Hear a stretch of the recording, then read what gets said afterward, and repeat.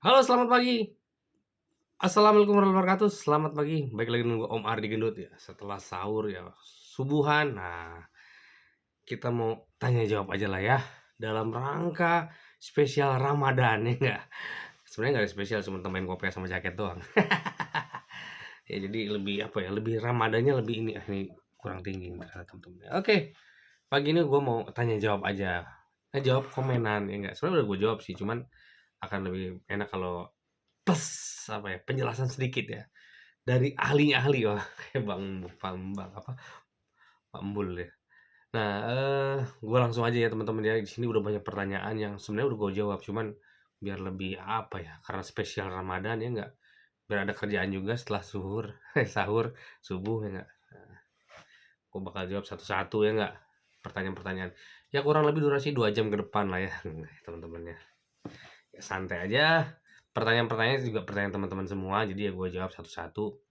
Sorry nggak ada teksnya, nggak ada apa, pokoknya langsung terucap aja kalau gue sih, biar enak ya, biar nggak banyak juga editannya. Oke, pertanyaan pertama dari Bang Ferry Fahri. Bang, saya udah tanda tangan persetujuan, udah jadi rekeningnya, serta kartunya. Saya mau tanya ketika cair apakah ada pemberitahuan atau langsung masuk? Hmm. Kalau cair kredit itu biasanya langsung masuk, nggak kayak KTA yang KTA terus ya KTA lah ya, biasanya kan ada notifikasi tuh masuk. Tapi kalau KUR rasa-rasanya nggak ada notifikasi deh. Notifikasinya ada dari mantrinya di telepon, "Pak, udah masuk, Pak," gitu kan. "Silakan hubungi apa, call centernya," nggak perlu ya. Pokoknya masuk aja uangnya ke rekening teman-teman. Jadi ya silakan digunakan gitu. Gitu teman-teman ya. Jadi memang tidak ada notifikasi. Makanya gua saranin pakai aplikasi mobile banking ya, teman-teman ya. Jadi teman-teman juga bisa ngecek sebenarnya. Sebenarnya tidak perlu pemberitahuan dari mana juga teman-teman ngecek, paling nggak kalau dijanjiin sore ini cair nih, ya sejam sekali buka mobile banking, kan gampang kan ya nggak? Tinggal buka HP aplikasinya, ketika makanya waktu teman-teman buka apa, rekening, mungkin lewat CS ya, kebanyakan sih lewat CS, ini minta ke CS-nya bikinin mobile banking ya nggak? Buat apa? Biar teman-teman juga apa, lebih terinfo, karena di mobile banking itu saldo blokiran, saldo endapan itu terlihat ya teman-teman ya, nggak kayak ATM, saldo endapan biasanya nggak terlihat. Jadi kalau ATM tuh yang kelihatan hanya saldo yang bisa teman-teman gunakan saja. Tapi kalau mobile banking itu terlihat saldo endapannya. Jadi teman-teman juga bisa, oh ya, saldo endapan 2 kali angsurannya udah apa? Blokir ya. Terlihat di situ ya, teman-teman. Oke, ini pertanyaan kedua. Om, kalau kur top up dari Mas Kode Feral 249. Kalau top up kur apakah harus top up jaminan juga? Misalnya kita 25 juta pakai BPKB. Kemudian mau top up menjadi 50, apakah ganti jaminan sertifikat? Sebenarnya kalau sama-sama mikro itu kan sebenarnya tidak perlu jaminan tambahan ya. Itu tergantung mantrinya. Apakah memang perlu dilakukan tambah agunan, apa ganti agunan? Karena sebenarnya sampai 100 juta tidak perlu agunan, teman-teman ya, sebenarnya. Ya, jadi kalau gue bilang top up dari 25 contohnya ke 50, itu tidak bisa diprediksi apakah mantri minta jaminan atau tambah jaminan atau ganti jaminan, nggak bisa, karena memang sebenarnya tidak perlu jaminan tambahan kan gitu sebenarnya. Tapi beda ceritanya kalau teman-teman dari 150 ke 200 misalkan. Itu kan jelas-jelas jaminannya sertifikat ya nggak? Atau jaminan apapun yang diakuin banknya. Apakah perlu dinaikkan jaminan atau tidak, atau ganti atau ditambah? Tergantung ya. Tergantung nilai jaminan awal seperti apa. Kalau nilai jaminan awalnya ngepas banget, misalkan kredit teman-teman awal 150 juta. Oke, jaminan ternyata dinilai 170. Oke, cukup berarti kan ya, lebih malah. Teman-teman mau top up 200. Kan nggak cukup tuh si 170 juta yang kemarin. Kecuali ya, teman-teman sudah berjalan 3 tahun ya nggak. Dulu 150 udah jalan 3 tahun nih Om, mau nambah jadi 200. Mungkin jaminan yang awal nilainya udah naik. Kita kan bisa di-adjustment sama mantri, disesuaikan ya nggak. Dulu mungkin mantrinya menilai 170. Ternyata 3 tahun ke depan udah 250 ya nggak, nilai jaminannya. Sehingga ketika teman-teman minta top up jadi 200 atau 250, masih cukup pakai jaminan yang lama ya, gitu ya teman-teman ya. Kalau kalau apa, kurnya misalkan atau kreditnya memang berjaminan, seperti kur kecil misalkan, mau top up-nya ke kur kecil lagi, ya disesuaikan dengan nilai jaminan yang ada, ya. Tapi kalau sama-sama kur mikro, dari 25 ke 50 kan kur mikro juga yang sebenarnya tidak perlu agunan, itu tidak ada, kasarannya tidak ada patokan, mantrinya menilai teman-teman seperti apa, itulah patokannya, ya enggak? Mantrinya apakah menilai usaha teman-teman bagus banget sehingga tidak perlu jaminan tambahan, ataupun ternyata agak ragu, sehingga minta jaminan ganti jaminan, ya itu terserah mantrinya. Karena di bawah 100 juta pada dasar tidak perlu agunan tambahan, kan gitu. Gila ya. Pertanyaan selanjutnya dari Mbak Wiwin Solihah. Oh, Solihah nih yang bukan Solihot ya. Sorry Mbak Wiwin. Om Ardi, aku kemarin sudah disurvei sama mantrinya, katanya nanti survei lagi. Tapi sudah 5 hari disurvei, katanya bosnya masih sibuk. Nah, kalau bosnya sibuk, kalau misalnya cakupannya masih oke lah, masih 5 hari, mungkin kemarin bosnya sibuk, mungkin banyak libur juga. Jadi ya ditunggu aja kalau gitu ya. Tapi kalau udah dua minggu atau sebulan bilang bosnya masih sibuk juga, itu bosnya ngapain ya? Ternyata bosnya lagi nyangkul bikin sumur gitu. Enggak juga kan. Makanya sesibuk-sibuknya rasa-rasanya kalau 1 bulan sih emang nggak disempetin aja. Kalau 1 bulan, kalau masih seminggu oke lah ya, mungkin persiapan awal bulan mungkin kan ribet atau gimana bosnya masih diterima ya teman-teman ya. Tapi kalau udah 1 bulan itu emang nggak niat ngasih kredit, udah itu aja teman-teman ya. Pertanyaan selanjutnya eh dari Mbak apa Mas ya, Pegasus Motor, Mas kali ya, tapi gue jawabnya Mbak sih. Om, saya kan sudah pencairan KUR bulan kemarin di Bank Mandiri. Terus marketingnya update status promosiin kartu kredit. Terus nanyalah nasabah kita nih tentang kartu kredit. Tapi kata marketingnya dijawab, saldonya mesti ada 15 juta minimal selama 3 bulan terakhir. Apakah benar seperti itu? Jadi mungkin ya, ini kan aturan internal suatu bank yang mengenai kartu kredit. Bisa iya, bisa tidak. Tapi biasanya sih nggak gitu-gitu juga sih 15 juta nggak. Kayaknya nggak pernah deh gua apply kartu kredit ada minimal 15 juta di rekening, nggak ada ya. Cuman maksud marketingnya mungkin biar lebih teman-teman bisa lebih diprioritaskan, ya nggak? Mesti ada saldo 15 juta 3 bulan terakhir tuh lebih diprioritaskan, ya nggak?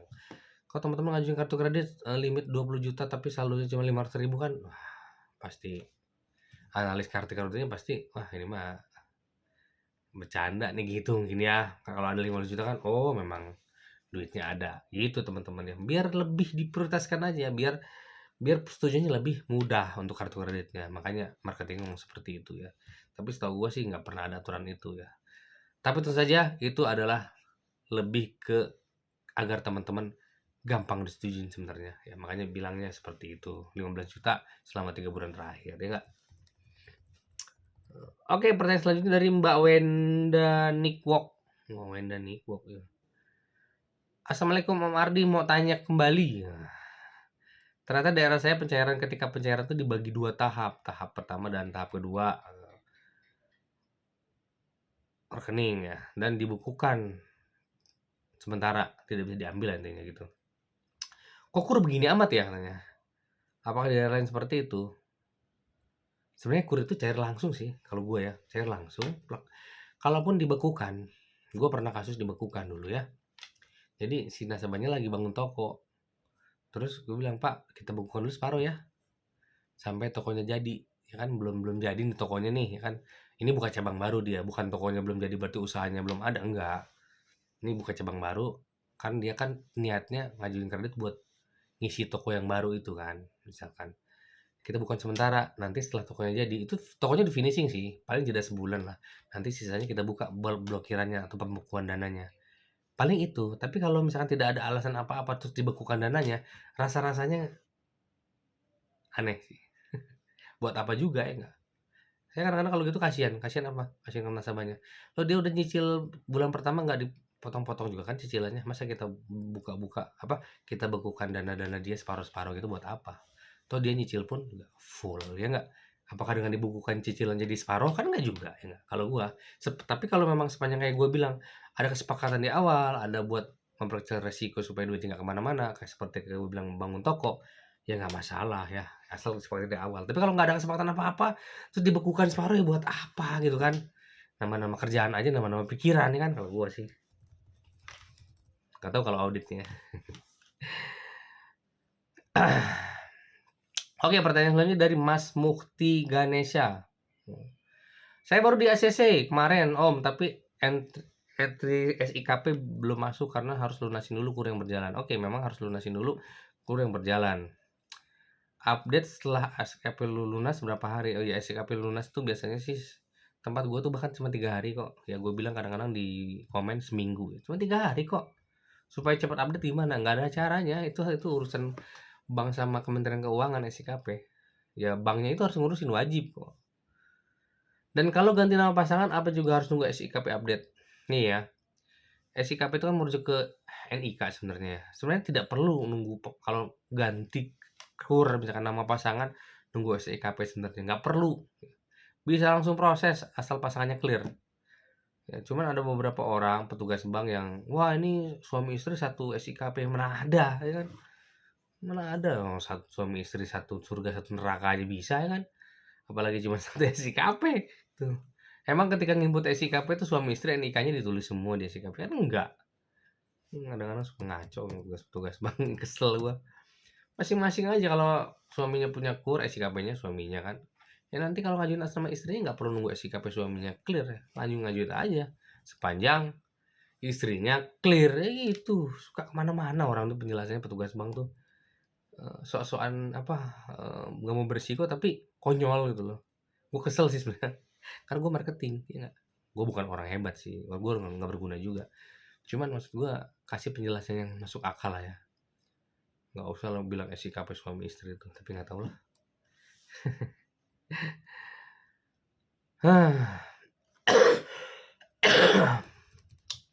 Oke, yang pertanyaan lagi ya. Om, dari Mas Himawan Fibrianto. Om, tolong jawab. Sebelumnya saya pernah punya pinjol di Slik tertera pinjaman modal. Menurut aturan KUR 2023, emang tidak boleh ya? Gimana teman-teman ya? Kalau ini gini, kemarin kan gue udah bilang mengenai pinjol itu maksudnya kan pembiayaan digital ya. Itu seperti paylater juga, itu pembiayaan digital juga. Kalau memang tertera pinjaman modal, makanya pinjol, paylater itu tuh harus dilunasin dulu ketika ngajukan KUR. Boleh ngajukan KUR setelah lunas, gitu teman-teman ya. Terus usaha saya lebih dari satu bidang. Apakah kemungkinan pengajuan KUR saya bisa di ACC? Saya pernah membiayain usaha orang beberapa bidang. Itu malah justru bagus ya nggak. Cuman biasanya yang gua angkat di pengusulan gua adalah usaha yang paling menonjol, ya, paling besar. Biasanya gua angkat ke situ. Nah, usaha-usaha lainnya mana? Gimana nasibnya? Usaha lain gue masukin ke pendapatan lain-lain ya nggak? Misalkan nih orang punya toko nih, tapi dia juga punya franchise Mixue misalkan kan. Mixue di mana-mana gitu kan. Nah, dia punya toko. Nah, biasanya gue angkat tokonya. Nah, mengenai Mixue-nya gue masukin pendapatan lain-lain di laba rugi seperti itu. Simple ya. Boleh-boleh aja. Boleh ya. Semakin banyak usaha semakin bagus. Artinya bisa cover sana sini kan? Ya enggak? Oke, pertanyaan selanjutnya dari Mas Malika Short 2952. Dia nanya, kira-kira pengajuan di BRI KUR yang sebagaimana syarat sudah komplit, kira-kira rumah jelek itu jadi problemnya untuk di ACC pengajuan KUR nggak Pak ya? Intinya rumahnya jelek, mungkin jaminan kali ya. Saya berpikir seperti itu. Ini gini, dia mau mengajukan KUR tapi rumahnya mungkin kurang bagus kondisinya gitu ya. Bisa nggak sih jadi jaminan? Gini teman-teman ya, kalau kondisi rumah itu sebenarnya kalau gue nomor 2 ya kalau jaminan sertifikat nih. Ada rumah di atasnya. Biasanya rumah tuh nomor 2. Yang penting tuh harga tanah teman-teman kalau gue ya. Bahkan tanah kosong pun bisa jadi jaminan kan. Apalagi cuman karena rumahnya kondisinya kurang bagus. Ya jelas bisa lah, nggak masalah. Karena apa? Nilai tertinggi dari suatu aset, sertifikat itu yang tanahnya. Kalau rumahnya oke lah, kadang-kadang rumahnya bagus, menternya juga oke jadi jaminan. Tapi kalau rumahnya jelek, ya paling saya hitung tanahnya doang. Tanahnya itu nilai paling tinggi. Kalau rumah semeter berapa sih sekarang? 2,5 juta semeter kan. Kalau tanah juga gede sih. Tapi rata-rata tanah nggak apa paling dominan nilai tanah sih. Kecil rumah jelek tapi di komplek perumahan kan tetap aja mahal. Bisa 5 juta per meter tanahnya doang ya. Cukup lah ya. Jadi ya nggak usah mikirin rumah kita jelek atau enggak buat jadi jaminan. Mengaruh iya, cuman yang paling signifikan tetap harga tanah. Itu teman-teman ya. Oke, pertanyaan selanjutnya dari Mbak Enes Sulaikah.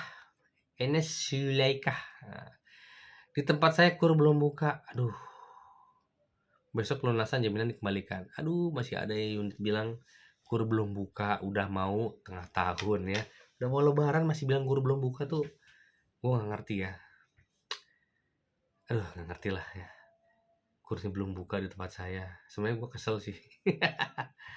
Kayak gini loh, kadang-kadang ini bukannya gue menuju ke suatu unit, enggak, ke suatu bank, enggak. Kadang-kadang ada memang unit-unit yang mungkin kuotanya sudah habis, atau memang dia lagi tidak bisa proses kredit karena mungkin banyak bermasalah, atau apapun itu. Jangan pernah bilang kurnya belum buka. Loh, bersihin gue. Apalagi kebijakan di bank tersebut memang kurnya sudah buka. Misalnya tempat gue nih, kreditnya lagi banyak masalah sehingga kurnya belum bisa salurkan kur. Gue nggak berani bilang, oh kurnya belum buka tempat saya. Ih, jangan. Kalau gue itu bisa masuk berita kalau gue. Kalau gue pasti jawabnya, mohon maaf bu, di sini sedang stop pencairan dulu karena lagi masalah. Kursi sudah buka, cuma di kita belum bisa. Itu lebih baik itu daripada kita bilang ke masyarakat kur belum buka. Tapi nggak tahu juga ya bang ini emang belum buka atau gimana ya. Gue nggak nyebut bang ya. Tapi rasa-rasanya semua bang pada udah buka sih. Kalau emang kuota habis apa ada masalah nggak usah bilang kur udah belum buka dong, ya nggak sih?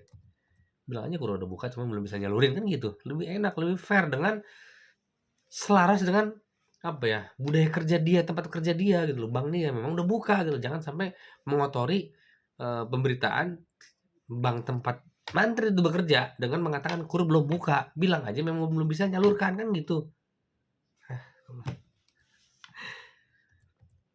Ah.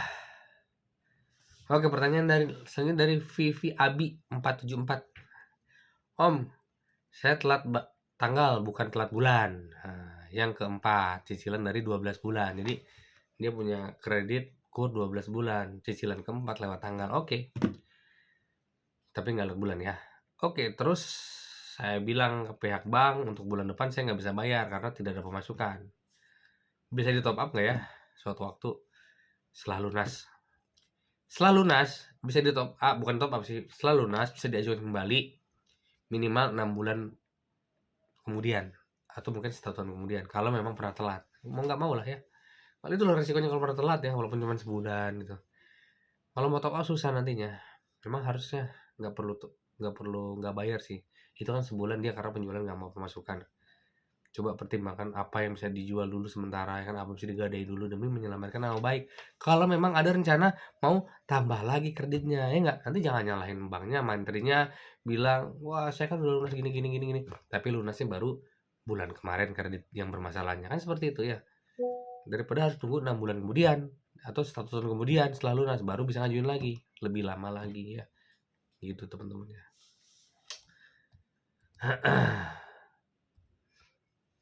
Pertanyaan selanjutnya, Om pengajuan top up usahanya sekarang di perkebunan singkong butuh dana operasional. Sebelumnya punya kur, dia itu usahanya toko kue. Kira-kira bisa di ACC nggak ya? Kalau misalkan gini teman-teman ya, ada misalkan pindah usaha sama melebarkan usaha beda ya. Kalau misalkan melebarkan usaha dia punya toko, dia punya kur nih sebelumnya ya, punya toko, kredit pembiayaan untuk toko. Nah terus sekarang usaha perkebunan. Top up bisa nggak ya? Sepanjang tokonya masih ada, top up masih bisa. Walaupun dia melebarkan usahanya ke perkebunan singkong. Tapi kalau tokonya sudah nggak ada, perkebunan singkongnya baru dimulai, gue yakin, gue jamin ya, kredit tambahnya nggak bakalan di ACC. Iyalah, dihitung baru kan usaha singkongnya, bukan usaha tokonya. Kecuali tokonya masih ada, toko kuenya. Seperti itu. Jadi kalau singkongnya baru tapi tokonya masih ada di AC top up bisa di ACC. Tapi kalau tokonya sudah nggak ada, gue jamin 100% pindah usaha. Kecuali singkongnya udah 6 bulan atau setahun usahanya ya itu masih bisa lah ya. Tapi kalau toko apa singkongnya perkebunan singkongnya baru buka, gue jamin gak bakal di ACC ya. Bukan nakutin ya, tapi susah ya gak? Pertanyaan terakhir lah ya, ngantuk.